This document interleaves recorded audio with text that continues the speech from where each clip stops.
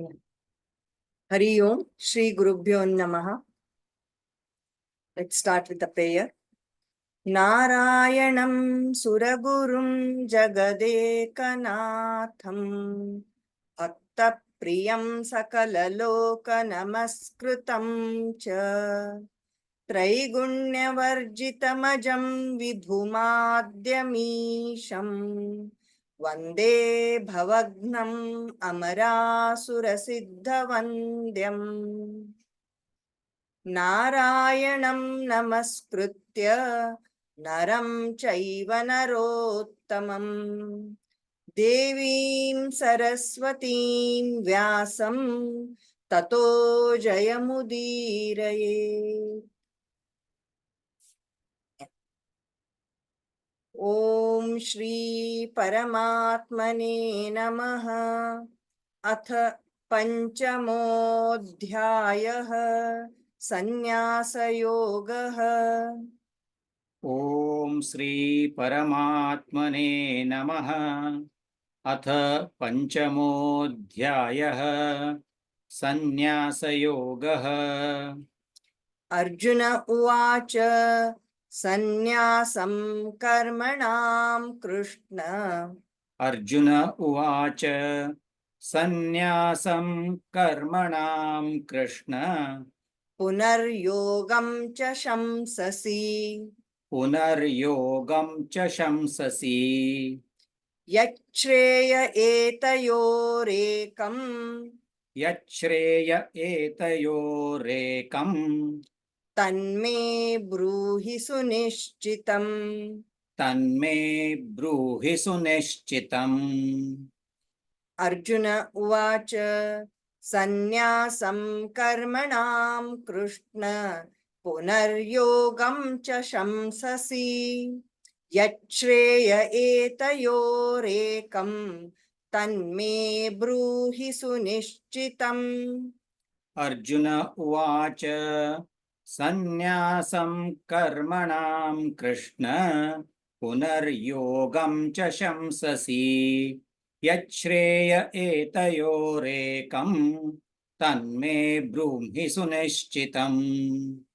श्रीभगवानुवाच संन्यासः कर्मयोगश्च।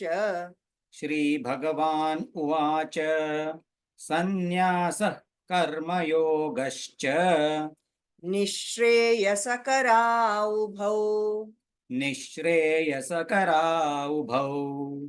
तयोस्तु कर्मसन्न्यासात् तयोस्तु कर्मसन्न्यासात् कर्मयोगो विशिष्यते। कर्मयोगो विशिष्यते। श्रीभगवानुवाच संन्यासः कर्मयोगश्च निःश्रेयसकरावुभौ। तयोस्तु कर्मसन्न्यासात् कर्मयोगो विशिष्यते। श्रीभगवान् उवाच संन्यासः कर्मयोगश्च निःश्रेयसकरावुभौ। तयोस्तु कर्मसन्न्यासात् कर्मयोगो विशिष्यते। ज्ञेयः स नित्यसन्न्यासी ज्ञेयः स नित्यसन्न्यासी यो न द्वेष्टि न काङ्क्षति। यो न द्वेष्टि न काङ्क्षति। निर्द्वन्द्वो हि महाबाहो निर्द्वन्द्वो हि महाबाहो सुखं बन्धात् प्रमुच्यते। सुखं बन्धात् प्रमुच्यते। ज्ञेयः स नित्यसन्न्यासी यो न द्वेष्टि न काङ्क्षति। निर्द्वन्द्वो हि महाबाहो सुखं बन्धात् प्रमुच्यते। ज्ञेयस्य नित्यसन्न्यासी न द्वेष्टि न यो न द्वेष्टि न काङ्क्षति। निर्द्वन्द्वो हि महाबाहो सुखं बन्धात् प्रमुच्यते। सांख्ययोगौ पृथक् बालाः साङ्ख्ययोगौ पृथक् बालाः प्रवदन्ति न पण्डिताः प्रवदन्ति न पण्डिताः एकमप्यास्थितः सम्यक् एकमप्यास्थितः सम्यक् उभयोर्विन्दते फलम् उभयोर्विन्दते फलम् साङ्ख्ययोगौ पृथक् बालाः प्रवदन्ति न पण्डिताः एकमप्यास्थितः सम्यक् उभयोर्विन्दते फलम् साङ्ख्ययोगौ पृथग् बालाः प्रवदन्ति न पण्डिताः एकमप्यास्थितः सम्यक् उभयोर्विन्दतो फलम् यत्साङ्ख्यैः प्राप्यते स्थानम् यत्साङ्ख्यैः प्राप्यते स्थानम् तद्योगैरपि गम्यते तद्योगैरपि गम्यते एकं साङ्ख्यं च योगं च एकं साङ्ख्यं च योगं च यः पश्यति स पश्यति यः पश्यति स पश्यति यत्साङ्ख्यैः प्राप्यते स्थानं तद्योगैरपि गम्यते एकं साङ्ख्यं च योगं च यः पश्यति स पश्यति यत्साङ्ख्यैः प्राप्यते स्थानं तद्योगैरपि गम्यते एकं साङ्ख्यं च योगं च यः पश्यति स पश्यति सन्न्यासस्तु महाबाहो सन्न्यासस्तु महाबाहो दुःखमाप्तुमयो गतः दुःखमाप्तुमयो गतः योगयुक्तो मुनिर्ब्रह्म योगयुक्तो मुनिर्ब्रह्म न चिरेणाधिगच्छति न चिरेणाधिगच्छति सन्न्यासस्तु महाबाहो दुःखमाप्तुमयो गतः योगयुक्तो मुनिर्ब्रह्म न चिरेणाधिगच्छति सन्न्यासस्तु महाबाहो दुःखमाप्तुमयो गतः योगयुक्तो मुनिर्ब्रह्म न चिरेणाधिगच्छति योगयुक्तो विशुद्धात्मा योगयुक्तो विशुद्धात्मा विजितात्मा जितेन्द्रियः विजितात्मा जितेन्द्रियः सर्वभूतात्मभूतात्मा सर्वभूतात्मभूतात्मा कुर्वन्नपि न लिप्यते कुर्वन्नपि न लिप्यते योगयुक्तो विशुद्धात्मा विजितात्मा जितेन्द्रियः सर्वभूतात्मभूतात्मा कुर्वन्नपि न लिप्यते योगयुक्तो विशुद्धात्मा विजितात्मा जितेन्द्रियः सर्वभूतात्मभूतात्मा कुर्वन्नपि न लिप्यते नैव किञ्चित् करोमीति नैव किञ्चित् करोमीति युक्तो मन्येत तत्त्ववित् युक्तो मन्येत तत्त्ववित् पश्यन् शृण्वन् स्पृशन् जिघ्रन् अश्नन् गच्छन् स्वपन् श्वसन् पश्यन् शृण्वन् स्पृशन् जिघ्रन् अश्नन् गच्छन् स्वपन् श्वसन् नैव किञ्चित् करोमीति युक्तो मन्येत तत्त्ववित् पश्यन् शृण्वन् स्पृशन् जिघ्रन् अश्नन् गच्छन् स्वपन् श्वसन् नैव किञ्चित् करोमीति युक्तो मन्येत तत्त्ववित् पश्यन् शृण्वन् स्पृशन् जिघ्रन् अश्नन् गच्छन् स्वपन् श्वसन् प्रलपन् विसृजन् गृह्णन् प्रलपन् विसृजन् गृह्णन् उन्मिषन् निमिषन्नपि उन्मिषन् निमिषन्नपि इन्द्रियाणीन्द्रियार्थेषु इन्द्रियाणीन्द्रियार्थेषु वर्तन्त इति धारयन् वर्तन्त इति धारयन् प्रलपन् विसृजन् गृह्णन् उन्मिषन् निमिषन्नपि इन्द्रियाणीन्द्रियार्थेषु वर्तन्त इति धारयन् प्रलपन् विसृजन् गृह्णन् उन्मिषन् निमिषन्नपि इन्द्रियाणीन्द्रियार्थेषु वर्तन्त इति धारयन् ब्रह्मण्याधाय कर्माणि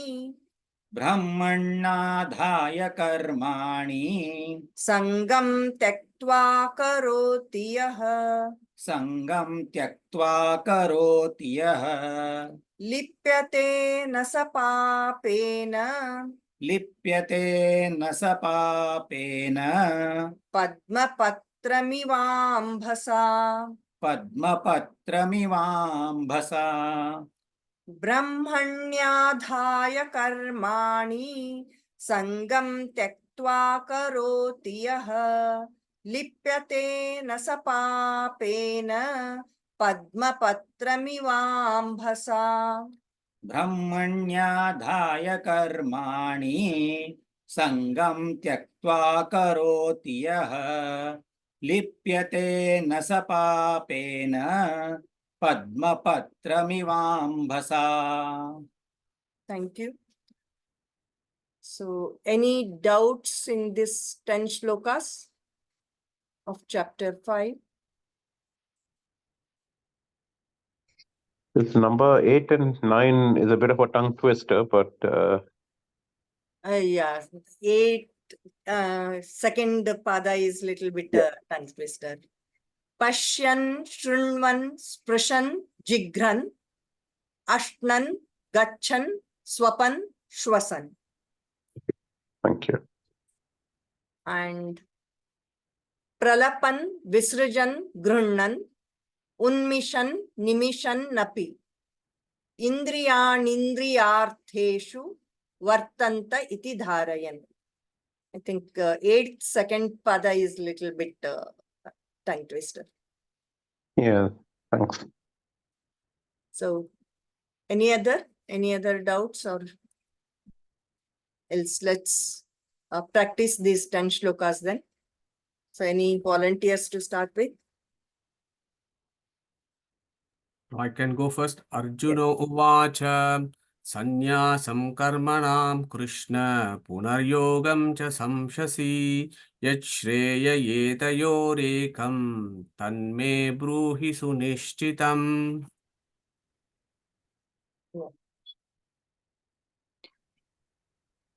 श्रीभगवानुवाच सन्न्यासः कर्मयोगश्च निःश्रेयसकरावुभौ तयोस्तु कर्मसन्न्यासात् कर्मयोगो विशिष्यते।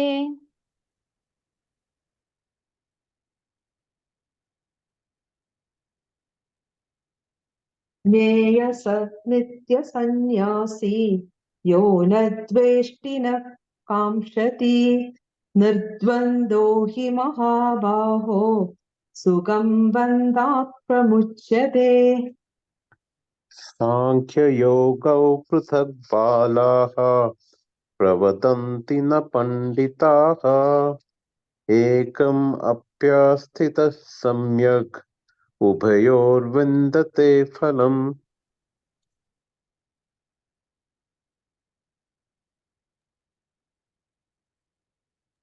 यत्साङ्ख्यै प्राप्यते स्थानं तद्योगैरपि गम्यते एकं साङ्ख्यं च योगं च यः पश्यति स पश्यति.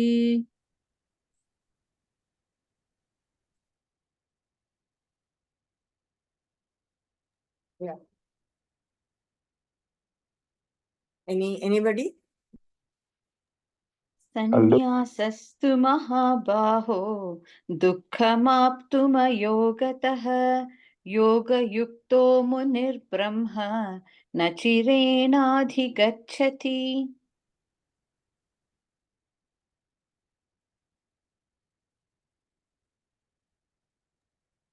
Anyone?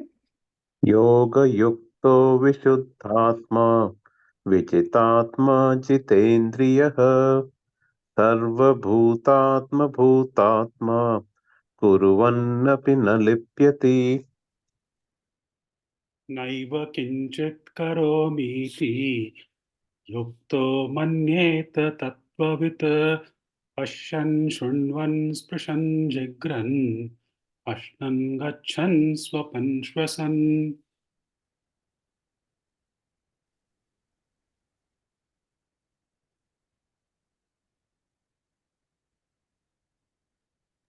प्रलपन् Go ahead, Please please. go ahead.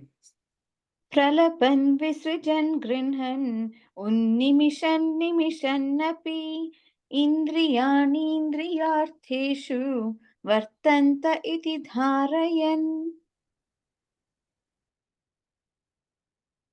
Anybody? Last one. I can do that.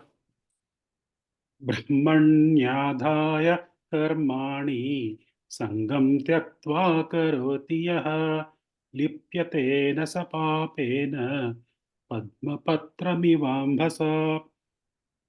Thank you. So, any other doubts? Any other? Could I just have a try of number 8 and 9, please? Yes, please go ahead. नैव किञ्चित् करोमीति युक्तो मन्येत तत्त्ववित् पश्यन् शृण्वन् स्पृशन् जिघ्रन् अश्नन् गच्छन् स्वपन् श्वसन् प्रलपन् विसृजन्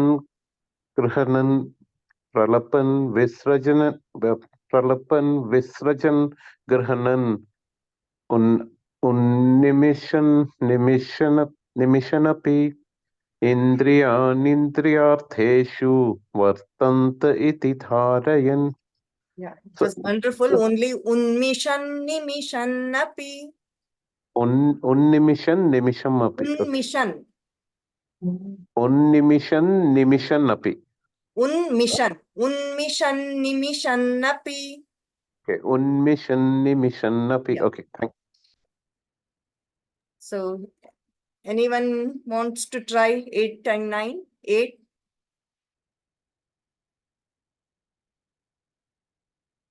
नैव किञ्चित् करोमीति युक्तो मन्येत तत्त्ववित् पश्यन् शृण्वन् स्पृशन् जिघ्रन् अश्नन् गच्छन् स्वपन् श्वसन्. Yeah, that's wonderful. Okay. So please, yeah. Just Vinay, thank you. Just one point to mention about 8th one, as we have seen, just to highlight to everyone, the last, the 3rd and 4th pada done together, like how Vinaji has chanted. Just that's one thing too. There's no split. So that's everyone did it the same way. Just wanted to highlight. So for next week, any volunteers, please put on the chat box. If there are no doubts, let's close this session. Sri Krishna Arpanamastu. Thank you. Hare Krishna. Thank you, Jai Shri Krishna. Hare Krishna. Jai Shri Krishna.